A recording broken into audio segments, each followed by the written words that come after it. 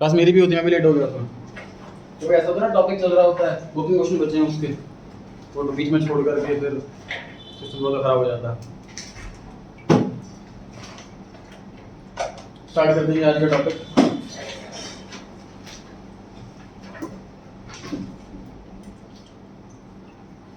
Live stock.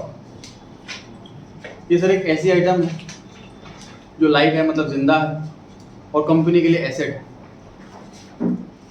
जैसे कि Amul company के अंदर जो गाय भैंसें होती हैं वो यूज़ करने के लिए होती हैं, और उनसे मिल्क एक्सट्रैक्ट करके फिर आगे सेल करते हैं, आगे में प्रोडक्ट बनाते हैं। ऐसी कंपनियां जो हो गई उनके लिए जो स्टॉक है इसको लाइव स्टॉक कहते हैं। लाइव स्टॉक नाम इसलिए दिया हुआ है क्योंकि वो अलाइव है, जिंदा है। लेकिन ये स्टॉक नहीं, स्टॉक मीन्स गुड्स नहीं। डेफिनेटली वो गुड्स बेच नहीं रहे हैं उनको, है कि नहीं? वो तो यूज करने के लिए खरीदा है, बेचने के लिए नहीं खरीदा, इसलिए इन्वेंट्री के अंदर नहीं आएगा। ये चीज समझ पा रहे हैं? इन्वेंट्री के अंदर गुड्स आते हैं, गुड्स उसे कहते हैं जो हम खरीदते हैं बेचने के लिए। जो आइटम हम खरीदते हैं यूज करने के लिए वो गुड्स नहीं होती, और ये जो लाइव स्टॉक है ये यूज करने के लिए, सेल करने के लिए नहीं, लॉन्ग टर्म पर्पस के लिए होते हैं।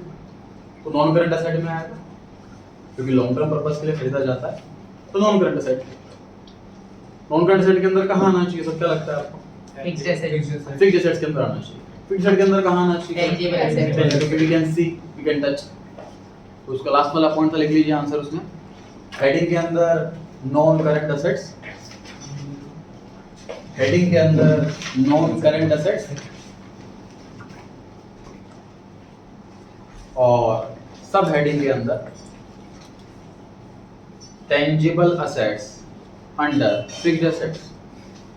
सब हेडिंग के अंदर tangible assets under fixed assets.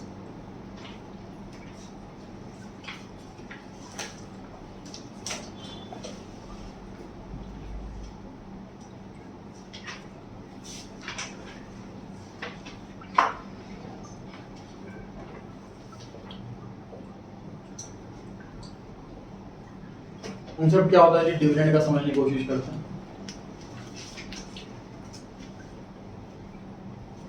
Sir accounting year 2020 से 21 ये मान रहा हूँ। इसकी जो फाइनल अकाउंट बनेंगे, मान लेते हैं लगभग सितंबर 2021 में बनेंगे फाइनल अकाउंट। इसमें स्टेटमेंट ऑफ पीएनएल ये बना करके हम नेट प्रॉफिट कैलकुलेट करेंगे। नेट प्रॉफिट सपोज आता है जी 10 करोड़ रुपीस। प्रॉफिट का हिस्सा ही डिविडेंड के रूप में बढ़ता है। इसका मतलब ये कंपनी मैक्सिमम डिविडेंड जो दे सकती है वो 10 करोड़ रुपए का दे सकती है। ये मतलब हो गया इस बात का। लेकिन डिविडेंड देने से पहले कैश बैलेंस भी चेक किया जाता है। सपोज कैश बैलेंस 4 करोड़ है, 10 करोड़ रुपए का अगर डिविडेंड देंगे तो कैसे देंगे? थोड़ा ना कि मशीन ले जाओ, फर्नीचर ले जाओ, कैश ही देंगे, बैंक से देंगे। तो वो अवेलेबल भी होना चाहिए हमारे पास। इस कंपनी में अगर बैंक बैलेंस 4 करोड़ रुपए है तो ये मैक्सिमम कंपनी 4 करोड़ रुपए का डिविडेंड बांट सकती है। और एसेट बेस पे बुला रहे हैं। तो बिजनेस कैसे करेंगे दोस्त? ठीक है नहीं, हम ड्राइंग्स करते हैं। प्रोप्राइटर मान लीजिए, उसको घर खर्च के लिए वो बिजनेस की बिल्डिंग बेच दे या मशीन बेच दे, बिजनेस कैसे करेगा? बिजनेस बंद करने वाली बात होगी ना। समझ लीजिए प्रॉफिट 10 करोड़ है और कैश 14 करोड़ है, तो डिविडेंड कितना बांट सकते हैं? मैक्सिमम 10 करोड़। प्रॉफिट से डिविडेंड बांट ही नहीं सकते। इसका मतलब से जो डिविडेंड बांटा जाता है वो कैश और प्रॉफिट व्हिचएवर इज लोअर, उससे मैक्सिमम डिविडेंड निकलता है। समझ पा रहे हो आप?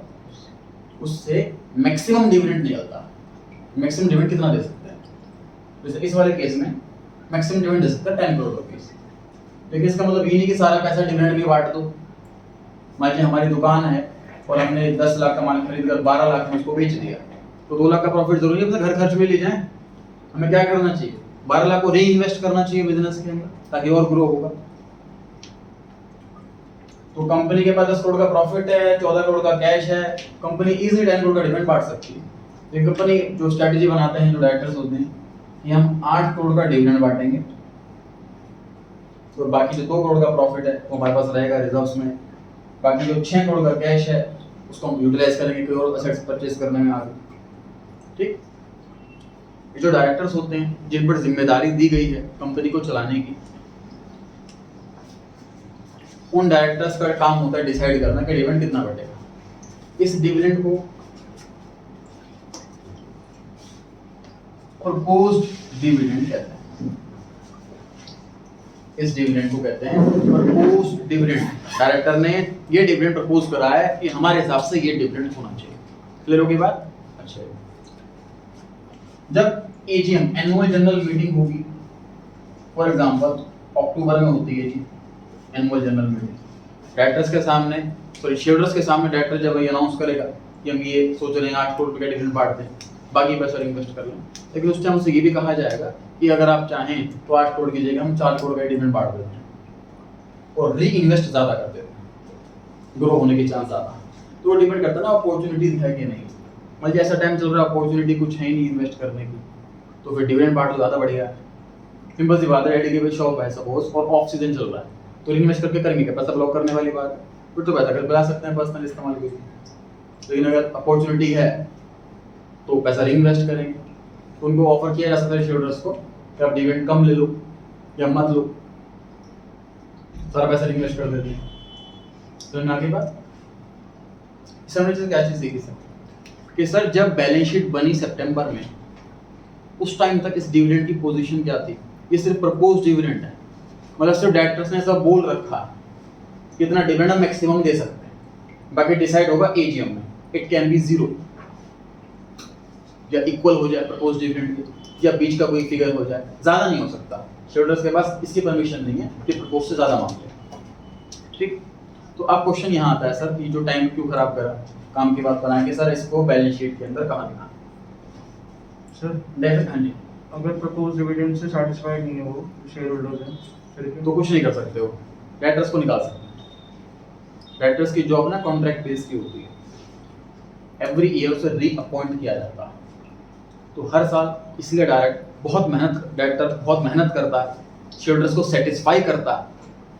देखो डायरेक्टर ये बात बोलेगा कि भैया प्रॉफिट पैसा तुम लोगों का ही है, मैं तो जॉब पर हूँ, जो सैलरी मिलती है तुम लोगों का पैसा है, सारा ले जाओ, मेरे क्या जा रहा है।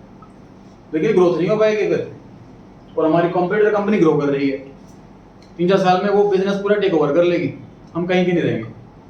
ये हो सकता है सिचुएशन। इस डर से हम चाहते हैं कि ज़्यादा से ज़्यादा इन्वेस्ट करें, इसलिए उसका तरीका यही है। अब इन्वेस्ट करने के लिए तो लोन लेंगे तो इंटरेस्ट जाएगा, रिस्क बढ़ेगा। तो इससे बढ़िया यही है कि डिविडेंड कम बांटे ताकि पैसा इन्वेस्ट कर सके। इस तरीके से वो कन्विंस करने की कोशिश करता है, वो कन्विंस हो जाता है, बहुत अच्छी बात। ठीक है, क्वेश्चन इसके सर प्रपोज डिविडेंड कहाँ लिखना चाहिए? एक चीज क्लियर है सर, एसेट साइड में तो पक्का नहीं आएगा, आएगा तो लायबिलिटी साइड में कहीं आना चाहिए, क्योंकि पेमेंट करनी है कंपनी ने, पैसे लेने थोड़ी ना, पैसे देने। ठीक बात है। तो सर लायबिलिटी साइड में देखिए, लायबिलिटी कितना टाइप की होगी?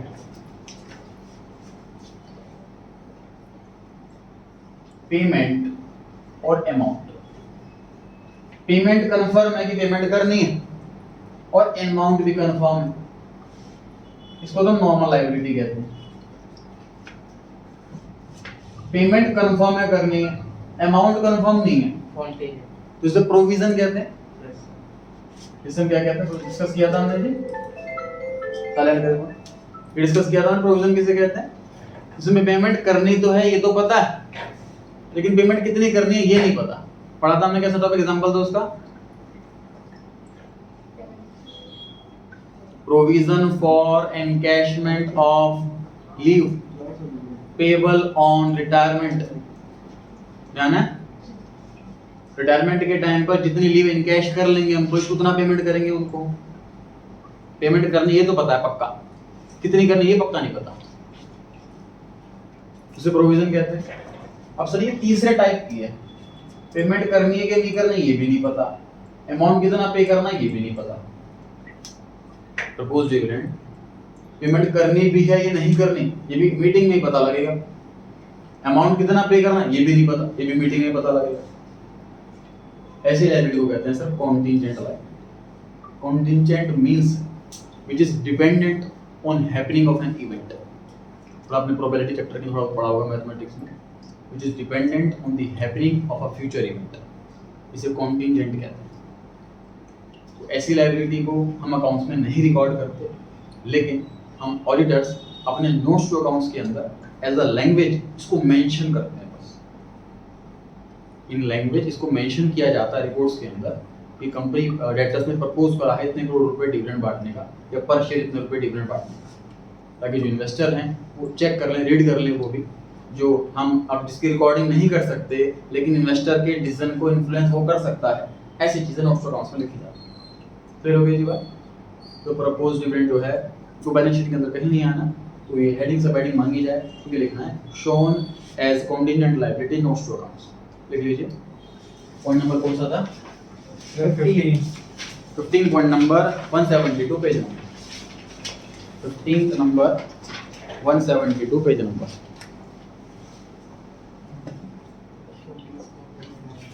shown as contingent liability in footnotes.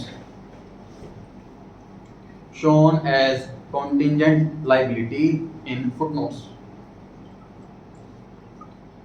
Sir ये contingent liability और एग्जांपल हो सकते हैं। हाँ जी, अभी बहुत डिस्कस करेंगे, अभी तो बहुत एग्जांपल है, पूरा क्वेश्चन है इस पे थ्योरी का। क्लियर हो गई जी बात? Yes. 174 page number, 5th question number 174 page number, 5th question number. What are the contingent liabilities? Mention any two type examples.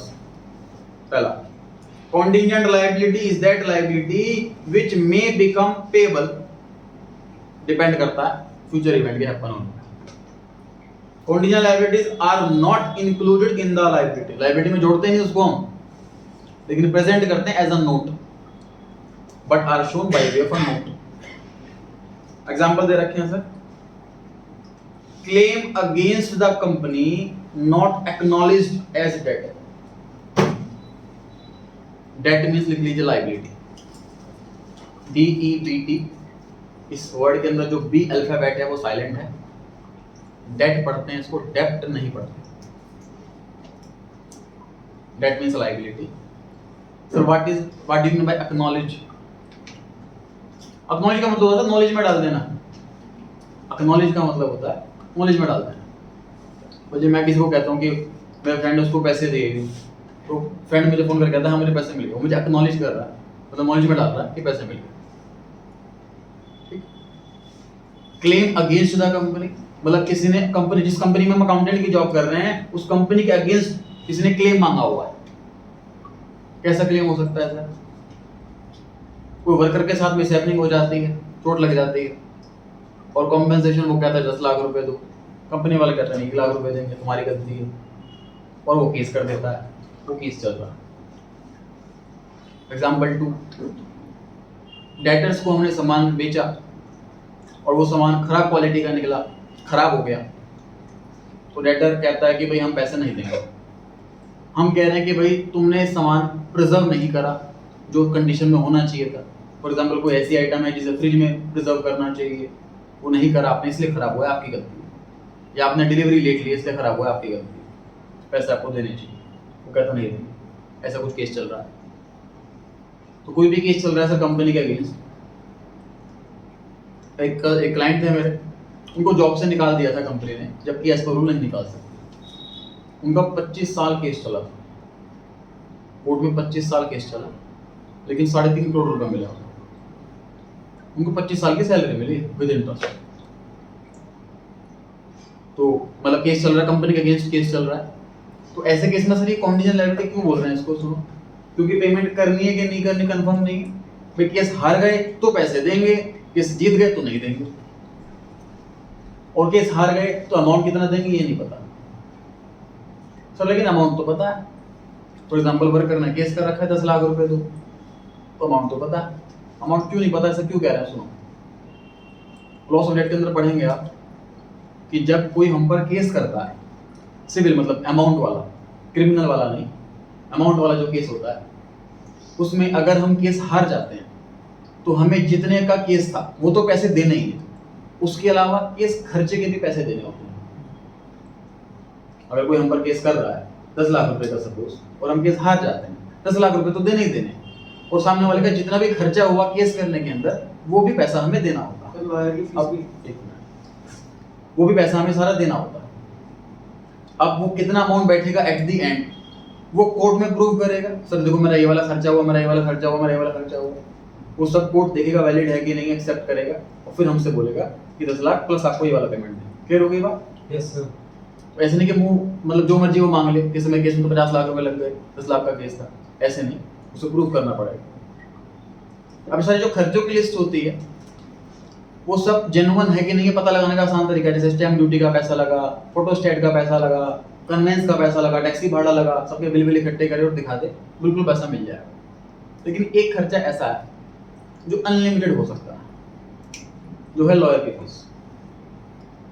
एक लॉयर केस लड़ने के 5,000 भी ले सकता है, 5 लाख भी ले सकता है, 5 करोड़ भी ले सकता है।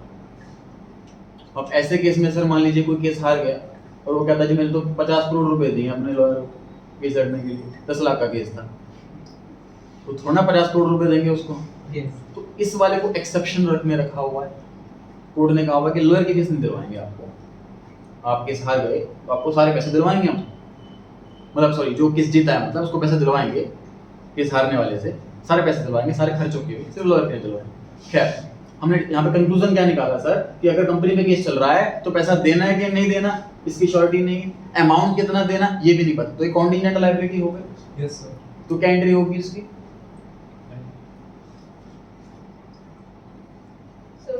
करेक्ट सर, जब ये बैलेंस शीट के अंदर आएगा नहीं तो डेफिनेटली जर्नल एंट्री से रूट से पास नहीं हुआ ना।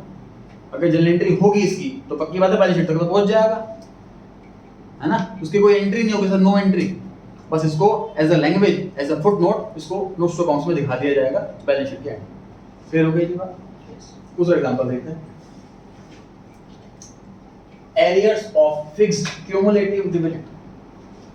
एरियर मींस आउटस्टैंडिंग, सिनोनिम है। प्रेफरेंस शेयर पर सर डिविडेंड इस साल हमने नहीं दिया,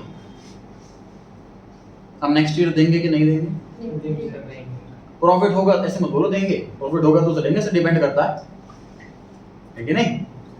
तो इस साल अगर प्रॉफिट हमने डिविडेंड नहीं दिया तो नेक्स्ट ईयर, तो इस साल का डिविडेंड रह गया, सुनना ध्यान से, इस साल में डिविडेंड नहीं दिया तो डिविडेंड रह गया, अब वो नेक्स्ट ईयर देंगे या नहीं देंगे, पहली कंडीशन वो डिविडेंड, वो सर प्रेफरेंशियल बताओ क्यूमुलेटिव है कि नॉन क्यूमुलेटिव। अगर वो प्रेफरेंशियल नॉन क्यूमुलेटिव फिर तो पक्का नहीं देंगे, ध्यान है। प्रेफरेंशियल दो टाइप के होते हैं, क्यूमुलेटिव, नॉन क्यूमुलेटिव।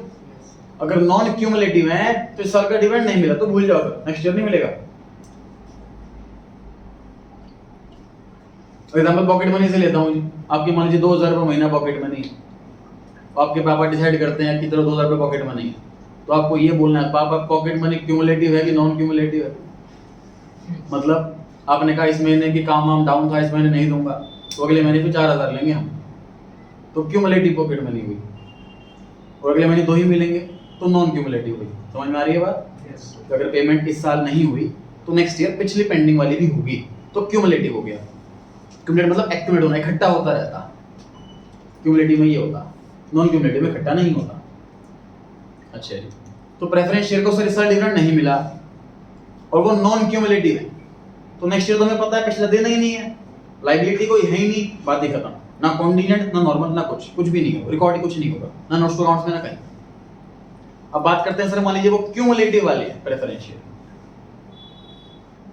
तो उनका पेंडिंग रह गया जो डिविडेंड, वो हमें नेक्स्ट ईयर देना पड़ेगा, तो सर ये तो कंफर्म्ड हो गया फिर देना, तो नॉर्मल लायबिलिटी होनी चाहिए, इसे कॉन्टिजेंट में क्यों बोल रहे हैं? क्योंकि नेक्स्ट ईयर प्रॉफिट होगा तो ही तो देंगे। Yes sir. पॉकेट मनी इस महीने नहीं मिली आपको 2,000, क्यूमुलेटिव है, आप सोच के बैठे हो नेक्स्ट मंथ 4,000 मिलेंगे, नेक्स्ट मंथ भी काम नहीं चल रहा, नेक्स्ट मंथ फिर नहीं मिलेंगे, ठीक है। तो नेक्स्ट ईयर भी प्रॉफिट होगा तो देंगे वरना नहीं देंगे, इसीलिए ये कॉन्टिजेंट होगा। क्लियर हो गई बात? Yes sir. तीसरा case, uncalled calls on share subscribe. ये कौन बच्चा एक्सप्लेन करेगा? Challenging point.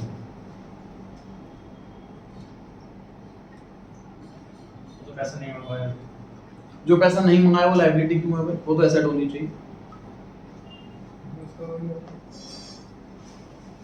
क्योंकि सर मैंने शेयर दिया है वो, मतलब तो दूसरी कंपनी में से परफेक्ट आंसर है जी, बहुत बढ़िया।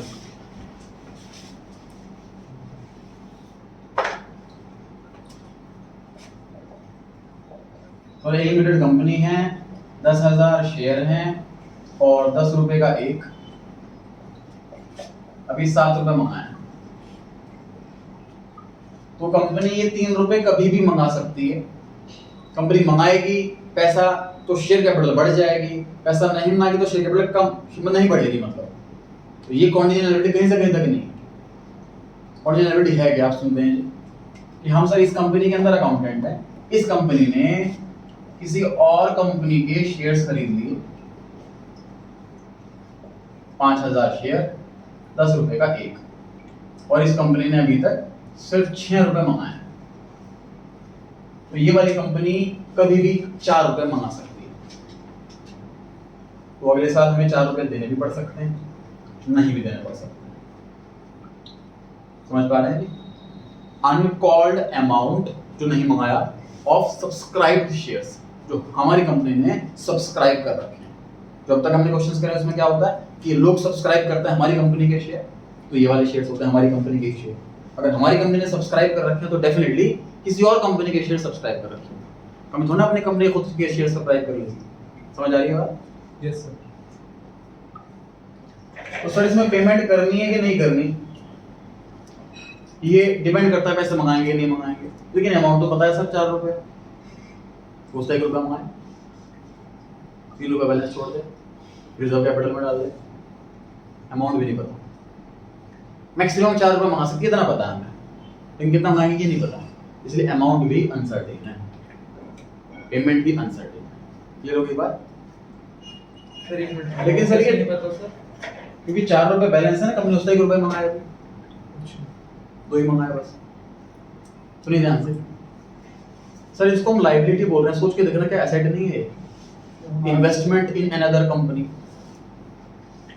सोचो लेकिन उसके ए लिमिटेड ने बी लिमिटेड के शेयर्स खरीद लिए, तो इन शेयर्स को बैलेंस शीट के अंदर कहां लिखेंगे बताना जरा, एसेट साइड में कहां?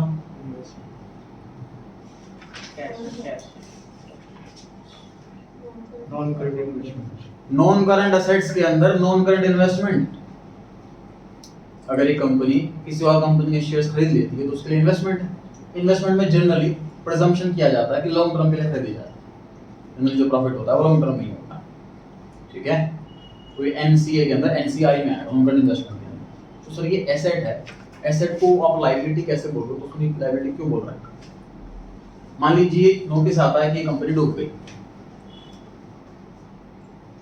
सारा पैसा डूब गया इसका, और कंपनी 4 रुपए मंगा रही, तब भी हमें 4 रुपए देने पड़ेंगे,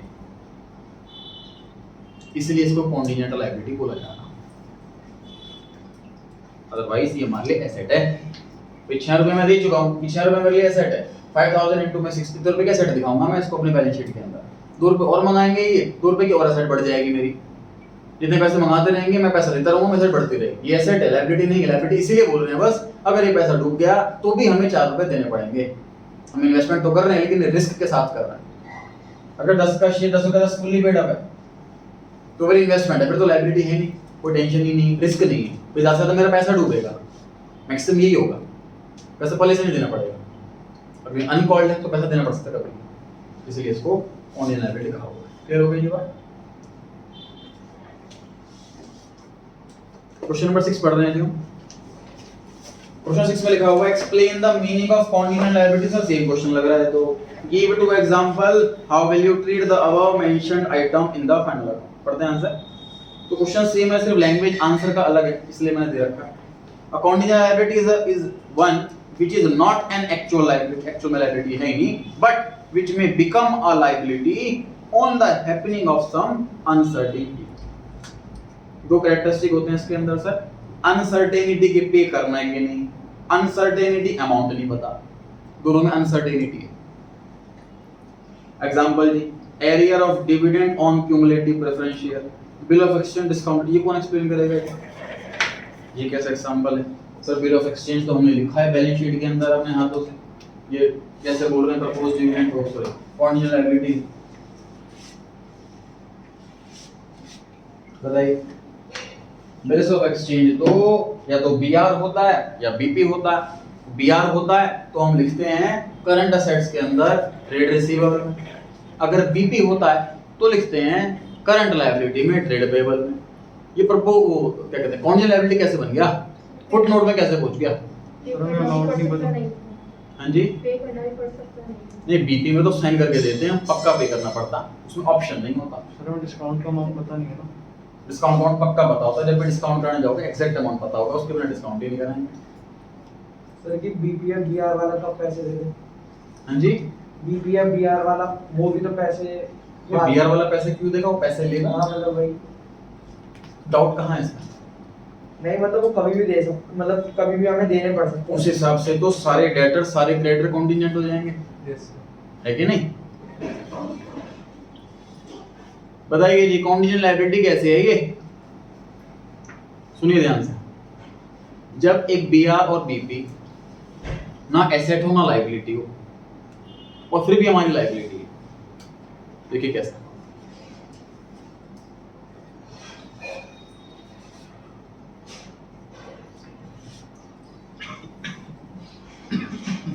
इसने सर गुड्स सेल करे, एंट्री करी बी डेबिट टू सेल्स, इसने गुड्स परचेज करे, बायर है, परचेज डेबिट टू बी। अब ए सेलर है, ए पैसे मांगेगा इससे और ये कहता है पैसे अभी नहीं है बाद में दूंगा, ये कहता है मुझे भरोसा नहीं लिख करके दे, तो ये लिख करके देता है बिल्स ऑफ एक्सचेंज। ये इसके लिए बीआर है, इसके लिए बीबी है सेम पेपर। ये कैसे लिखेगा इसको? BR debit to B, BR नाम की एसेट बढ़ गई और डेटर नाम की एसेट कम हो गई। ये कैसे लिखेगा इसको? A debit to BP, a creditor नाम की लायबिलिटी कम हो गई और बीपी नाम की लायबिलिटी स्टार्ट हो गई, क्रिएट हो गई। अब ये पैसे 2 महीने बाद देगा, इसने ऐसा लिख करके दिया, यदि इसको ना पैसों की अभी जरूरत पड़ गई तो इसने बैंक से डिस्काउंट करा लिया, bank debit discounting charges debit to BR, ठीक। इसकी कोई भी रिकॉर्डिंग ये नहीं करेगा। ये क्या करता है, बीपी वाला सर बीपी शो करके सो जाता है और मैच्योरिटी पे उठता है सीधा, जो भी बिल ऑफ एक्सचेंज लेकर के आएगा ये इसको पैसे दे देगा बीपी वाला। अब बिल ऑफ एक्सचेंज ए लेकर के आए तो ये पैसा ए को दे देगा। अब क्योंकि ए ने बिल ऑफ एक्सचेंज बैंक को दे दिया तो इस बार बैंक आएगा इससे पैसे लेने के लिए, ये बैंक को पैसे दे देगा, ठीक बात है। अच्छा, अब मैं सर अकाउंटेंट हूं मिस्टर बी का, मेरे लिए तो कंफर्म्ड लायबिलिटी है, चाहे पैसा ए लेने आए या बैंक लेने आए मुझे तो पैसा देना ही देना, तो ये करंट लायबिलिटी में ट्रेड पेबल्स में आएगा।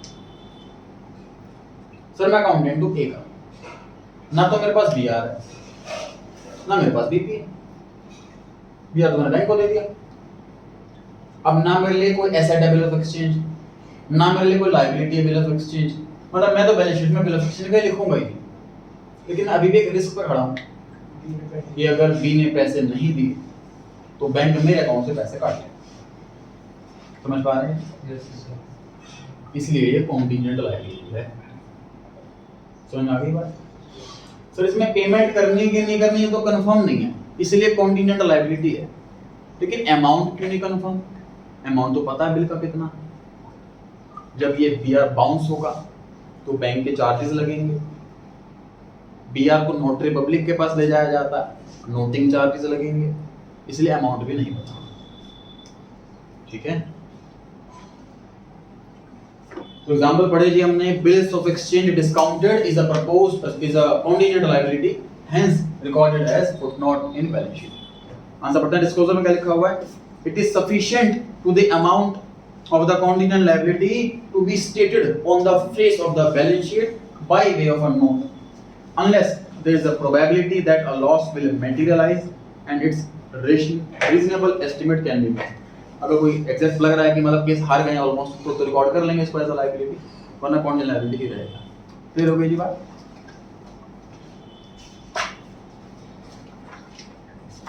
नया कॉन्सेप्ट सीखते हैं।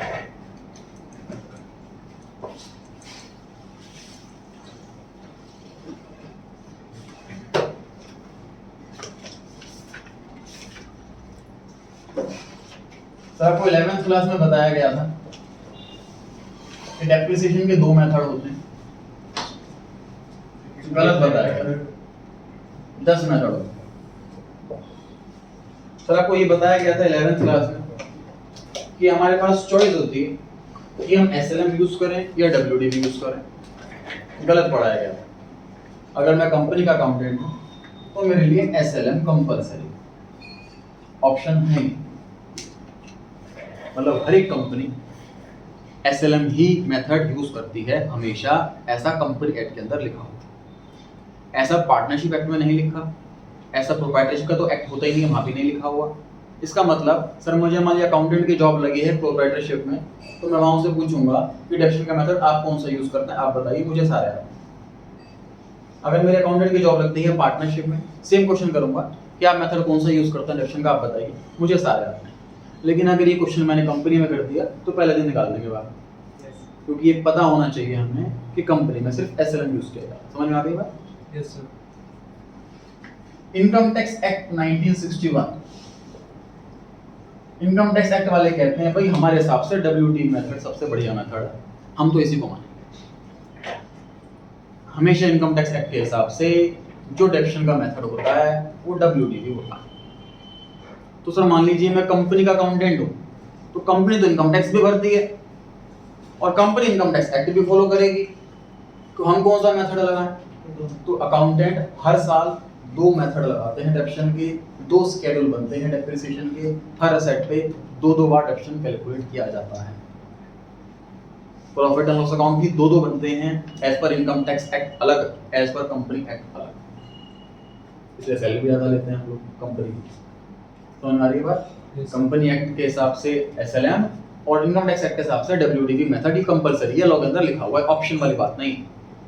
तो मतलब सर मान लीजिए मैं प्रोप्राइटरशिप में अकाउंटेंट हूं, वो प्रोप्राइटर ने मुझ पे छोड़ा हुआ है कि जैसे मर्जी अकाउंट्स, मतलब जैसे मर्जी मेथड यूज करो, तो मैं कौन सा मेथड यूज करूंगा?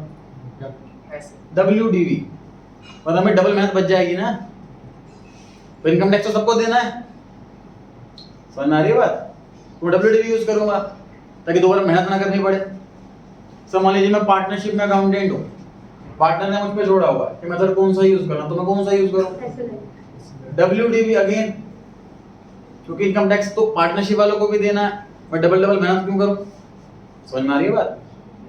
अगर मैं कंपनी में अकाउंटेंट हूं तो ही तो मुझे डबल मेहनत करनी पड़ेगी। कंपनी एक्ट वाला कह रहा है SLM करो, मैं कंपनी एक्ट वाला WDV करो। अगर मैं कंपनी के अलावा कहीं और अकाउंटेंट हूं तो मैं प्रेफर करूंगा मुझे WDV मिल जाए, WDV करूं मैं, ताकि मुझे एक ही बार काम करना पड़े। समझ में आ रही है बात? तो पैटर कहता है कि नहीं मुझे SLM चाहिए, तो 2 बार बनाने पड़ेंगे मेरे को। तो पैटर के हिसाब से अलग प्रॉफिट निकलेगा SLM, और कंपनी और इनकम टैक्स के हिसाब से अलग। समझ में आ रही इतनी बात? Yes sir. SLM से तो मशीन की वैल्यू 0 हो जाएगी ना, जो भी एसेट होगा। बिल्कुल नहीं, ऐसा कुछ नहीं है। किसने कहा? सर SLM से 0 नहीं होती वैल्यू? SLM से हमारी एसेट की वैल्यू स्क्रैप वैल्यू तक पहुंच जाती है। एसेट 10 लाख रुपए की मशीन है, 1 लाख रुपए एस्टिमेटेड स्क्रैप वैल्यू और 10 साल की लाइफ, डेप्शन 90,000 रुपए आ गया। डेप्शन लगा के देखो, 0 बचेगा कि 1 लाख बचेगा?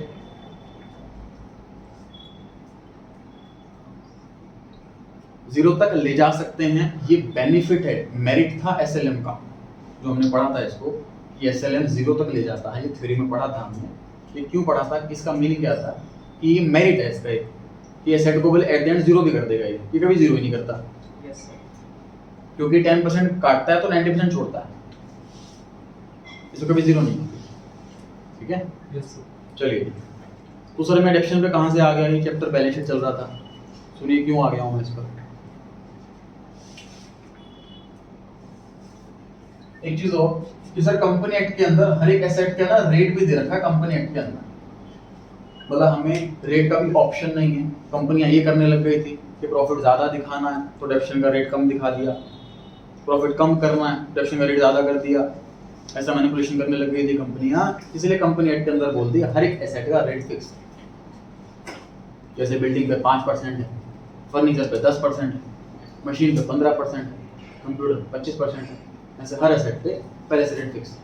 तो हम जब अकाउंट्स बनाएंगे इसकी तो हमें कंपनी एक्ट के शेड्यूल में से रेट ढूंढना पड़ेगा कि कौन से पे कौन सा रेट लग रहा है, तब फिर एक्शन लगा। सही? इसी तरीके से सर इनकम टैक्स एक्ट में भी हर आइटम का रेट फिक्स है, वरना लोग तो ज़्यादा से ज़्यादा टैक्स का रेट लगाएंगे ताकि प्रॉफिट कम से कम बने और टैक्स कम से कम जाए। तो जब इस वाले मेथड में भी, इस वाले एक्ट के अंदर भी रेट पहले से फिक्स है।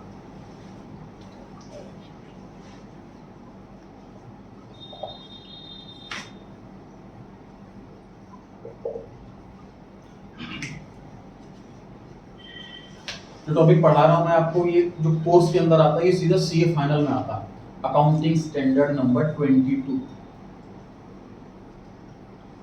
सी फाइनल में पढ़ते हैं इसको ना, 11th-12th में ग्रेजुएशन में थोड़ा सा टॉपिक दिया हुआ है इसका हमारे कोर्स के अंदर, इसलिए मैं समझा रहा हूँ, उस पर टाइम लगा रहा है।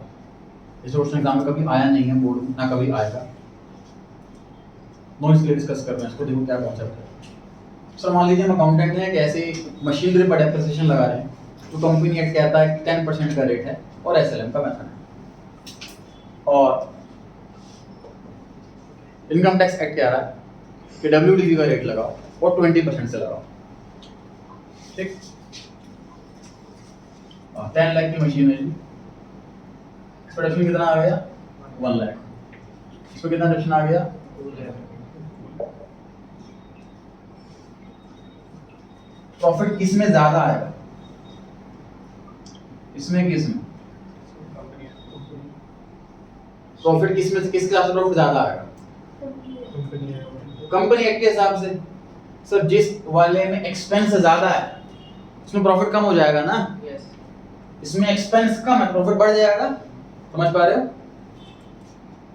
प्रॉफिट बढ़ा हुआ आएगा इसमें और प्रॉफिट कम आएगा इसमें, ठीक है।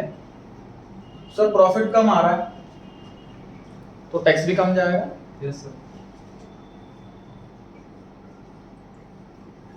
ठीक। मतलब अगर आप इस प्रॉफिट के हिसाब से टैक्स निकालें तो टैक्स ज्यादा बनेगा, है ना, और इस प्रॉफिट के हिसाब से टैक्स निकालें तो टैक्स कम बनेगा। डिडक्शन चैप्टर अगर आपने ढंग से समझा हो, कोई कंक्लूजन निकालना, टैक्स निकालने वाली बात होगा कि सर मेथड कोई सा भी ले लो, रेट कोई सा भी ले लो, डिडक्शन इन टोटल बराबर ही आना। मान लीजिए 10 लाख की मशीनरी है और 1 लाख रुपए स्क्रैप वैल्यू, तो टोटल 9 लाख डिडक्शन लगा, चाहे एसएलएम ले लो चाहे डब्ल्यूडीवी ले लो, चाहे रेट 5% लो चाहे 20% लो चाहे 25% लो, बस रेट बदलने से पीरियड कम ज्यादा हो जाएगा। मैं रेट सिर्फ 5% लेता हूँ तो 20 साल चलेगा, 10% रेट लेता हूँ तो 10 साल चलेगा, 20% रेट लेता हूँ तो 5 साल चलेगा। समझ पा रहे हो बात को? कि टोटल डिडक्शन चाहे मेथड कोई सा भी हो, ईयर कोई से भी हो, परसेंटेज कोई सी भी हो, डिडक्शन टोटल उतना लगना है। समझ में आ रही है बात को? तो सर टैक्स जो मेरा आज कम गया है वो डेफिनेटली एक ना एक दिन ऐसा आएगा जिसमें टैक्स ज्यादा जाएगा। अगर आज डिडक्शन इसमें ज्यादा लग रहा है, इसमें कम लग रहा है, तो डेफिनेटली एक ना एक दिन ऐसा आएगा जिसमें इसमें डिडक्शन कम लगेगा, इसमें ज्यादा लगेगा, ठीक है। तो आज अगर मैं टैक्स कम दे रहा हूं तो मुझे फ्यूचर में टैक्स ज्यादा देना होगा, फिर समझते हैं। इनकम टैक्स एक्ट के हिसाब से डेप्रिसिएशन ज्यादा आ रहा है तो प्रॉफिट कम आ रहा है, प्रॉफिट कम आ रहा है तो टैक्स कम जा रहा है। लेकिन आज डिडक्शन इसमें ज्यादा है इसमें कम है, तो एक ना एक टाइम ऐसा भी आएगा इसमें डिडक्शन इसमें ज्यादा होगा इसमें कम होगा। क्योंकि सोच के देखो इसमें अमाउंट फिक्स आया था 1 लाख रुपए, ये 1 लाख ही रहेगा, ये घटता रहेगा 1 लाख से कम भी हो जाएगा, यस सर। है ना। तो एक टाइम ऐसा भी आएगा डिडक्शन इसमें ज्यादा इसमें कम, टैक्स यहाँ ज्यादा जाएगा यहाँ कम जाएगा, तो हम आज टैक्स कम दे रहे हैं, इसके बदले में हमें फ्यूचर में टैक्स ज्यादा देना होगा। इसी को बोलते हैं डेफर्ड टैक्स लायबिलिटी। ये टैक्स लायबिलिटी है जो थोड़ी सी पोस्टपोन हो गई है, डेफर हो गई है आने वाले साल। स्विच नहीं कर, ऑप्शन थोड़ी ना, कंपनी का ऑप्शन देने लगेंगे तो बहुत मैनिपुलेशन हो जाएगी दोस्त। मान लीजिए मैं टैक्स बन रहा था इसके हिसाब से 3 लाख रुपए और इस हिसाब से मेरा टैक्स बन रहा है 2 लाख रुपए, 1 लाख रुपए टैक्स मेरा कम गया सपोज, तो 1 लाख रुपए फ्यूचर में ज्यादा जाएगा, 1 लाख रुपए को मैं दिखा दूंगा डेफर्ड टैक्स लायबिलिटी। ये होती है डेफर्ड टैक्स लायबिलिटी। मतलब इन दोनों के बीच का जो डिफरेंस है वो डेफर्ड में जाएगा। हाँ सर, मान लीजिए ऐसा एग्जांपल है, सपोज कोई ऐसा एग्जांपल है, कंपैरेटिव मेरिट अलग है, डिडक्शन इसमें ज्यादा और इसमें कम, तो प्रॉफिट भी इसमें ज्यादा होगा ज्यादा होगा कम होगा, प्रॉफिट कम होगा टैक्स कम जाएगा, प्रॉफिट इसमें ज्यादा होगा टैक्स ज्यादा जाएगा। तो मैं आज टैक्स ज्यादा दे रहा हूं लेकिन फ्यूचर में टैक्स कम जाएगा मेरा, तो ये हो गई डेफर्ड टैक्स एसेट। हाँ जी, ऐसे भी होगा फ्यूचर में कम देना पड़ेगा। क्योंकि टोटल अगर मशीन 10 लाख की है और स्क्रैप वैल्यू मान लेते हैं 1 लाख की है, तो टोटल डेप्शन 9 लाख ही लगना है, चाहे मेथड कोई हो चाहे रेट कोई। मतलब सारे ईयर्स का मिलाकर बात कर रहा हूँ। इसमें मान लीजिए 2 लाख है, इसमें 1 लाख है, तो एक टाइम ऐसा भी आएगा जिसमें जैसे ये 2 लाख रुपए डेप्शन ज्यादा दिख रहा है आपको, तो 5 साल में खत्म हो जाएगा, है ना, लेकिन डेप्शन चलता रहेगा। तो ईयर ऐसा भी आएगा इसमें यहाँ डेप्शन कम और डेप्शन ज्यादा। सर स्क्रैप वैल्यू कॉपी तो दिखा सकते हैं बुक्स में, स्क्रैप वैल्यू कॉपी तो दिखा सकते हैं बुक्स में, दिखा सकते हैं कम, उससे फर्क नहीं पड़ेगा। पढ़ सकता है फर्क। और थोड़ा सा एक रीजनेबल एस्टिमेट लिया जाता है कि लास्ट ईयर आपके जैसे ना, जैसे मान लो लास्ट ईयर आपने कोई मशीन बेची होगी पास में, जिसमें इसका हम अकाउंट्स चेक करने जा रहे हैं, मान लीजिए वो 10 लाख की मशीन है हमारी और 4 लाख रुपए इसकी स्क्रैप वैल्यू है, तो हम कह सकते हैं भाई आपने जो पिछली मशीन बेची थी वो 50,000 में बेची थी, अब 4 लाख की स्क्रैप वैल्यू कैसे होगी इसकी, कौन सा एस्टिमेट लिया आपने, चेक करा। तो थोड़ा बहुत ऊपर थोड़ा बहुत तो कर सकते हैं, लेकिन ज्यादा नहीं कर सकते उसमें, ठीक है नहीं। तो इस केस में सर मैंने टैक्स आज ज्यादा दे दिया, फ्यूचर में टैक्स कम जाएगा, तो मेरा टैक्स एडवांस में जमा हो गया, एक तरह से मेरे लिए एसेट हो गई, इसी का नाम है डेफर्ड टैक्स एसेट। तो डेफर्ड टैक्स आपने देखा है एसेट साइड में भी है और लायबिलिटी साइड में भी है। अगर ज्यादा पे हो गया तो लायबिलिटी में नहीं आएगा, एसेट में आएगा, और अगर कम पे हुआ है तो लायबिलिटी में आएगा, एसेट में नहीं आएगा। फिर हो गई बात, क्योंकि क्वेश्चन टॉपिक इसी फाइनल का है, इसलिए इस पे क्वेश्चन कभी आया नहीं डिटेल में, लेकिन क्वेश्चन था बुक के अंदर से पढ़ाना जरूरी है, वरना सोचते हैं बच्चे इसको आता नहीं। चलिए आगे बढ़े।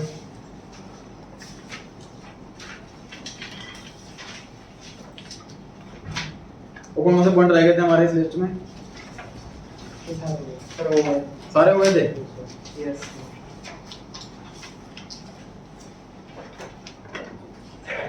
तो लास्ट पॉइंट सीखते हैं।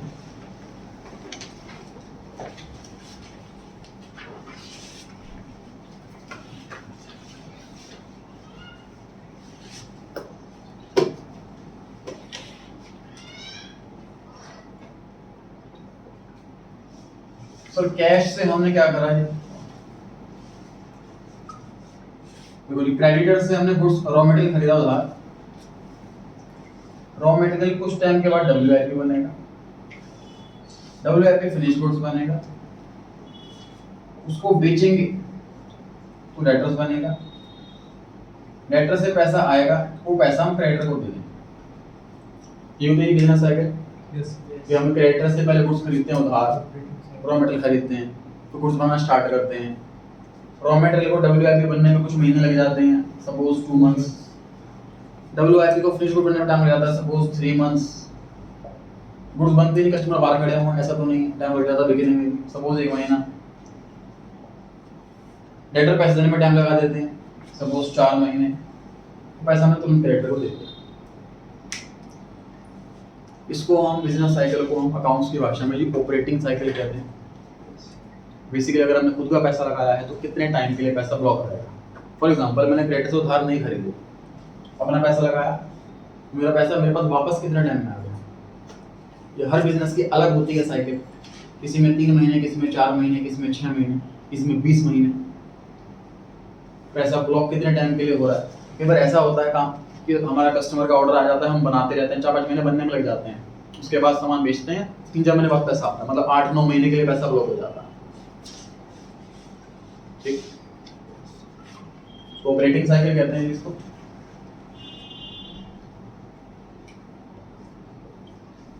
जो पैसा ऑपरेटिंग साइकिल के अंदर अंदर आ जाए वो है सीए।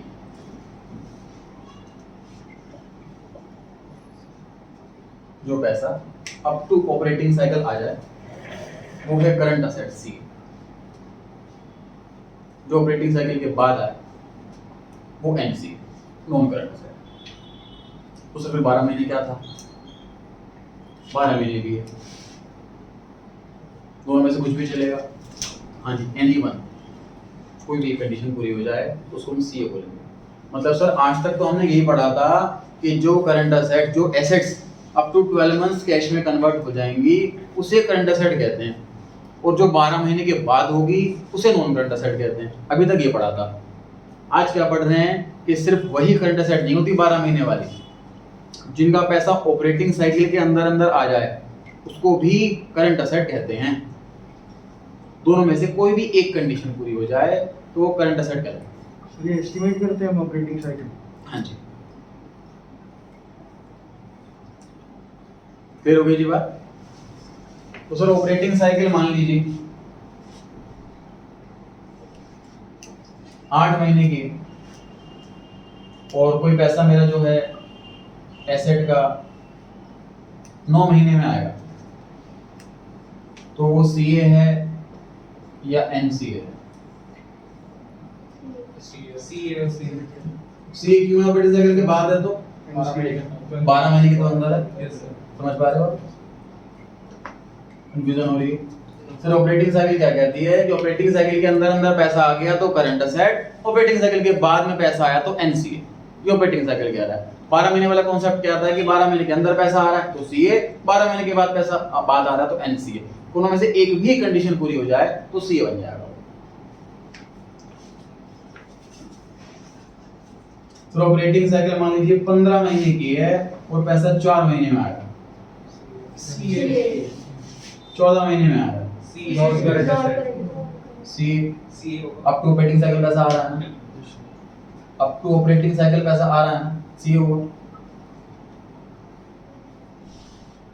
12 महीने या ऑपरेटिंग साइकिल, इसमें से एक भी कंडीशन पूरी हो जाए तो सीए बन जाता है। ऑपरेटिंग साइकिल हमारी 15 महीने की है, तो जितनी भी पेमेंट 15 महीने के अंदर अंदर आ जाएगी वो सारी करंट असेट। जो ऑपरेटिंग साइकिल के बाद पैसा आएगा वो एनसीए है। समझ पा रहे हैं इस चीज को? Yes sir. 20 महीने 20 महीने CA 19 CA 21 no CA CA CA CA 12 महीने हैं। हां यस अबाउट 12 मंथ आता है सीए में, yes sir. Up to 12 month CA में, एग्जैक्ट 12 तो भी सीए में। सर वो 12 मंथ्स हम तब से देखते हैं जब से ऑपरेटिंग साइकिल स्टार्ट 31 मार्च 31 मार्च को ही देखेंगे ना हम सीएनसी, उसके पहले दिन भी उसके बाद दिन भी। नहीं सर, मैं ये पूछ रहा हूँ कि जब हम ऑपरेटिंग साइकिल स्टार्ट होती है हम तब देखेंगे, तब के हिसाब से हिसाब लगाएंगे 12 मंथ्स का। ऑपरेटिंग साइकिल स्टार्ट नहीं होती, ऑपरेटिंग साइकिल तो 12 महीने चलती रहती है। ठीक, हम क्या करना है, ये कैलकुलेशंस की है फाइनेंशियल मैनेजमेंट सब्जेक्ट के अंदर, वर्किंग कैपिटल नाम से चैप्टर है, उसमें कैलकुलेशन सीखते हैं इसकी।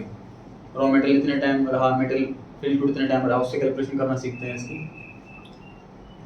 तो ऑपरेटिंग साइकिल तो सर हमें पहले से ही पता होती है कि सर रॉ मटेरियल हम खरीदते हैं इतने टाइम में और यूज होता है इतने टाइम में, तो ऑन एवरेज इतना टाइम रहा, उसे कैलकुलेट कर लिया। तो वो 31 मार्च को कैलकुलेट तो कैलकुलेट पहले भी हो जाएगी ना, उसके लिए हमें 31 मार्च को वेट करने की जरूरत नहीं है, वो तो ऑपरेटिंग साइकिल कोई भी कैलकुलेट कर सकते हैं कि रॉ मटेरियल कितना टाइम रहता है, डेटर कितना टाइम रहते हैं, गुड्स कितना टाइम रहता है, सब पता होता है। ठीक है, लेकिन हम ये चेक करेंगे सीएनसी या 31 मार्च को ही।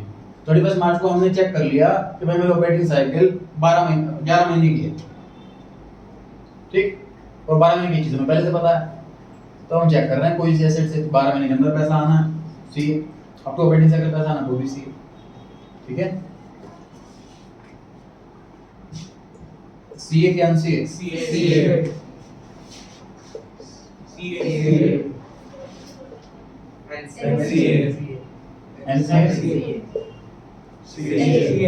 क्लियर हो गया अच्छे से? जैसे ऑपरेटिंग साइकिल के अंदर अंदर पैसा आ रहा है तो भी सीए, 12 महीने के अंदर अंदर पैसा आ रहा है तो भी सीए, दोनों में से एक भी कंडीशन पूरी नहीं हो रही तो एनसीए हो जाता है। ठीक, चलिए स्टार्ट करते हैं।